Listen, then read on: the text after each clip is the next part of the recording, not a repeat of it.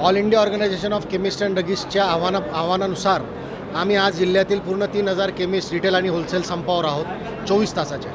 आमच्या मागण्या अशा आहेत की आमच्या व्यापारासोबत आमच्या मागण्या ज्या आहेत त्या लोकांच्या आरोग्याशी निगडीत पण आहेत. ऑनलाईन फार्मसी जे की पूर्णरित्या बेकायदा आहे, इल्लीगल आहे, त्याच्यावरती भस्मासुरासारखं डिस्काउंट देऊन लोकांना डायरेक्ट प्रलोभन देऊन जे औषध विक्री सुरू आहे यामध्ये भरपूर प्रमाणात स्पुरियस म्हणजेच डुप्लिकेट औषधांचा सुळसुळाट झालेला आहे.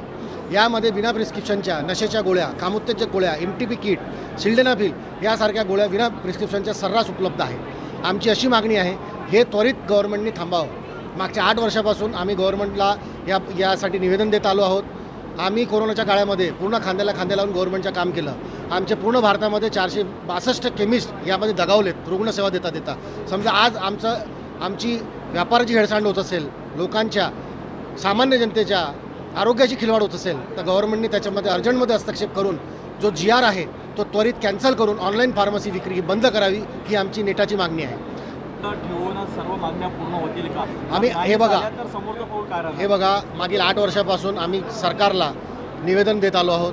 कोरोनाच्या काळामध्ये आम्ही त्याचा पाठपुरावा केला पण तो काळच वेगळा होता, पण तरी आज गव्हर्नमेंट ऐकत नाही आहे.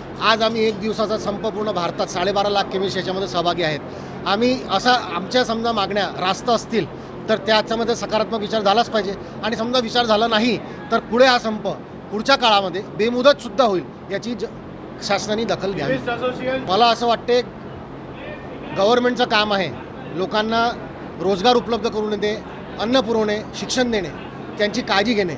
समजा 12.5 लाख केमिस्ट आणि त्याच्यावर अवलंबून असलेला त्यांचा परिवार, त्यांचे कर्मचारी, त्यांचा परिवार असे 4 ते 5 कोटी जनतेच्या पोटा पाण्याचा प्रश्न समजा गव्हर्नमेंट विचार करत नसेल तर मग गव्हर्नमेंटच विचार करावा की त्यांच्या गव्हर्नन्समध्ये काय सुरू आहे.